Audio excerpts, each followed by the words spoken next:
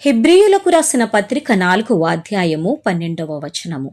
దేవుని వాక్యము సజీవమై బలము కలదై రెండంచులు గల ఎటువంటి ఖడ్గము కంటెను వాడిగా ఉండి ప్రాణాత్మలను కీళ్లను మూలుగను విభజించినంత మట్టుకు దూరుచు హృదయం యొక్క తలంపులను ఆలోచనలను శోధించుచున్నది. ఆమేన్. నీ వాక్యమే నన్ను బ్రతికించెను, బాధలలో నెమ్మదినిచ్చెను.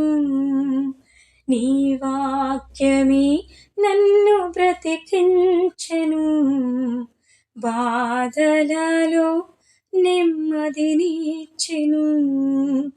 కృపా సత్య దయా సత్య సంపూర్ణుడా, వాక్యమై ఉన్న యేసు వందనమయ్యా.